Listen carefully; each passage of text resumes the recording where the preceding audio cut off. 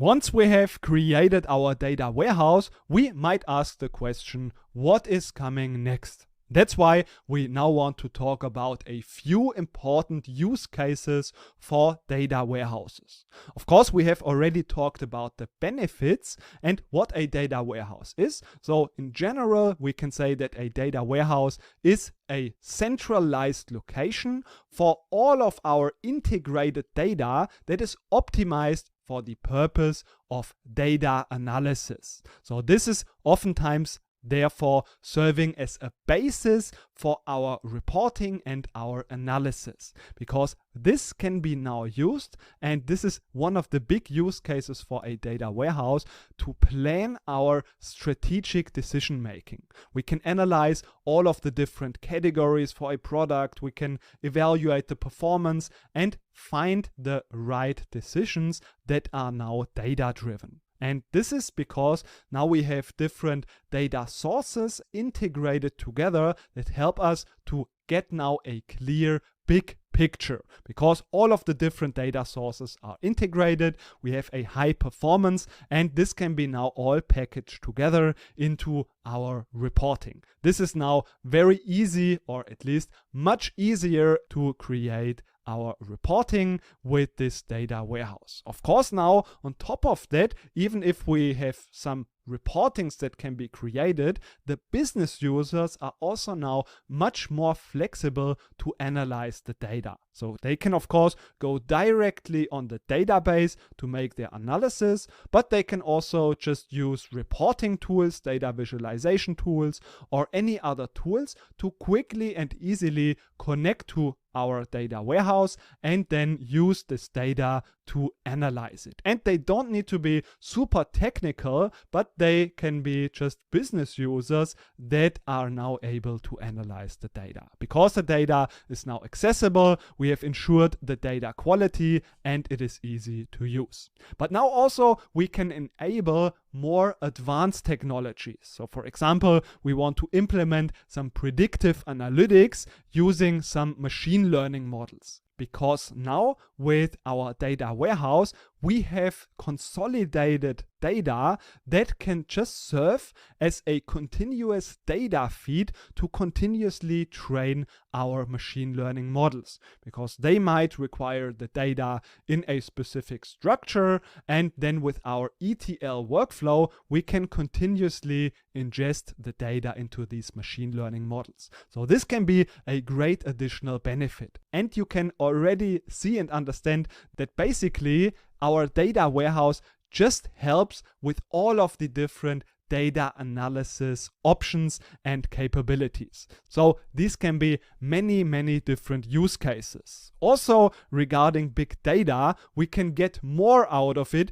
using a data warehouse, because usually we don't want to store all of, let's say, if we have some Internet of Things data from some devices that is just stored in JSON, we don't want to store that all in a database or in our data warehouse. That's why we want to just aggregate maybe the data, filter what is relevant, restructure it so that we can actually use that data.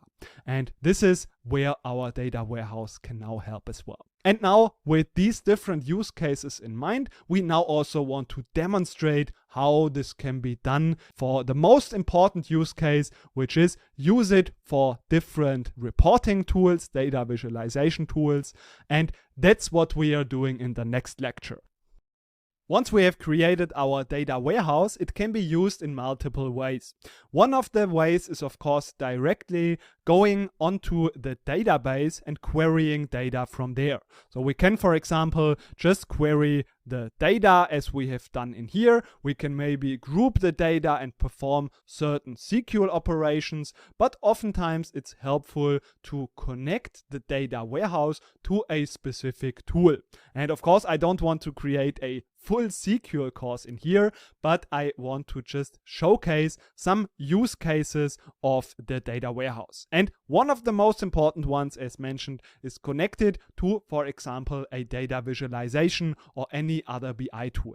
And as this usually works the same way in all of the different tools, we therefore want to demonstrate how we can connect to a tool. And we want to demonstrate this with Power BI. So we can quickly just go through Power BI installation. So if you want to do this along with me, you also have the chance to do so. Of course, if you have already installed Power BI, or if you just want to see the demonstration, you can also skip that part. So if you want to download Power BI, just search in Google for Power BI download, and then the first link that is not an ad will be download Microsoft Power BI. So make sure it is the site powerbi.microsoft.com, and then you are also in the category downloads. In here under products, you find Power BI desktop. You can just either click on download for free or just go also to see download options. And in here you can now also just click on download,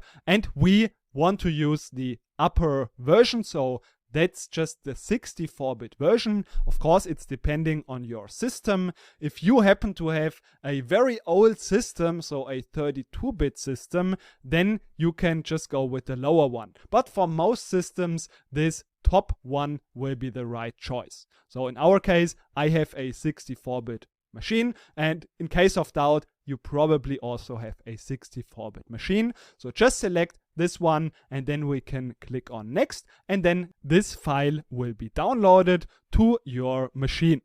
Once this has been downloaded, we can just start and execute this installation file. We can just click on next, and from here we can just go through the very simple installation process. So we can just click through this installation process, and then we can install Power BI. And then afterwards, this should be installed successfully, so we can also just immediately launch Power BI. So we can have this box checked and just click on finish.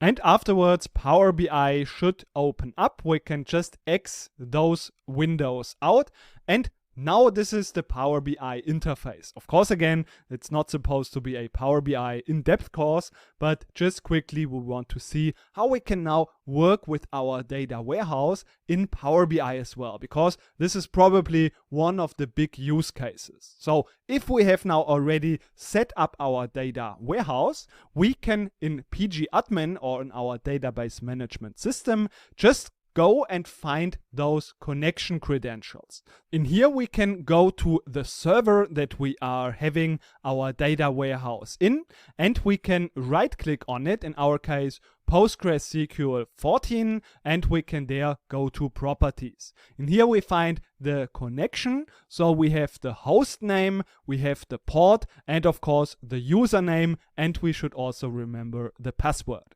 So our data warehouse in the end is just a database. That's why in Power BI or in any other tool, we need to connect to our database system. So in our case, we can connect to a data source just by going to this connections field, and this will then open up all of the different connectors.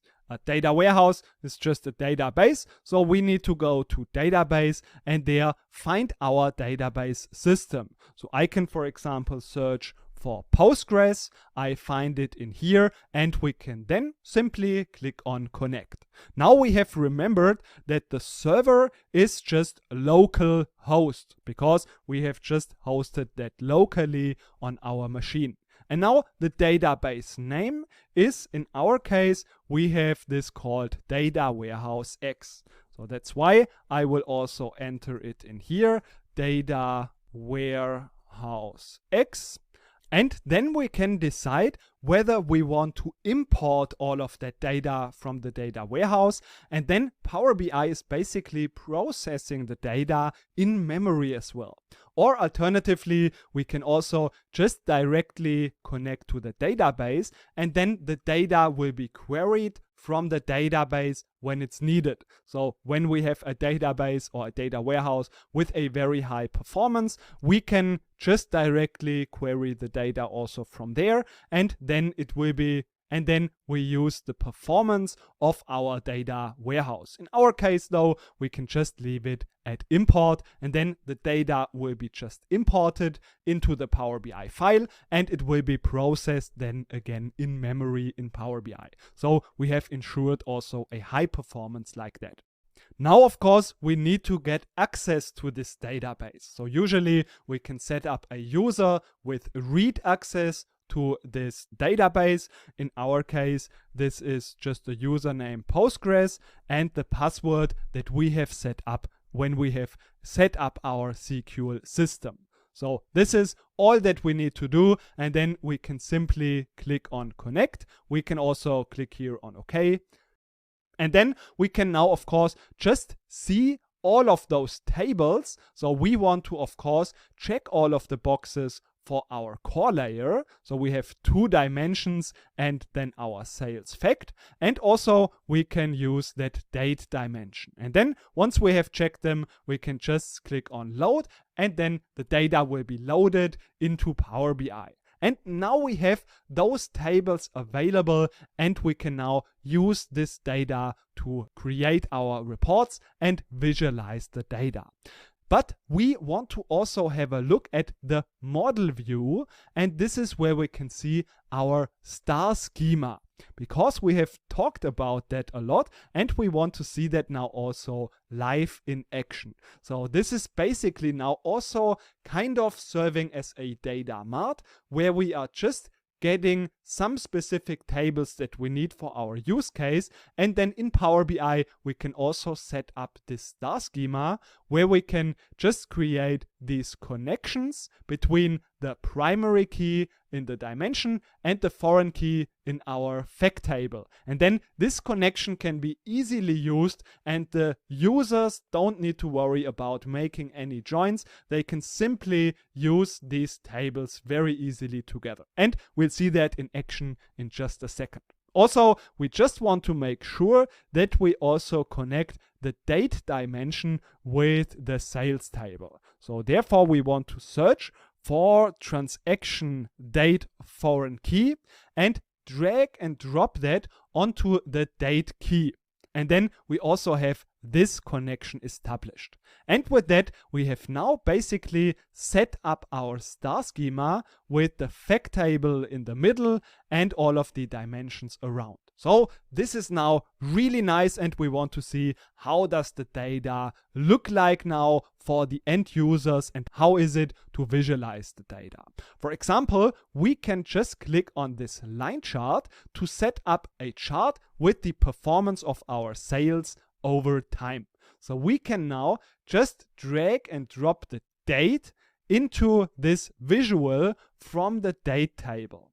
And of course, we can now also just drag in from our fact table some measures. So for example, the profit. We can again just drag and drop it. And now we can just make this a little bit larger. And we can now also click on this top button to drill down into the different levels. So like this, we can see exactly how the performance is over time. And of course, the same we can now also easily do with the product category. So for example, we want to see what is the profit. We can just drag it into this open canvas, and then we can also just drag in the category again just into this visual, and we can like this easily now analyze also the profit by category. And we can now even use it very interactively. So for example, we can just click on snacks and see now also the development over time for snacks, or also maybe for fruits and vegetables. So all of that is now very easily possible with a high performance, with a high usability, thanks to our data warehouse. I know this is of course not a complete Power BI course, but I hope this was a quick and helpful demonstration of how our data warehouse can be then used also in other tools and demonstrate how useful it can be.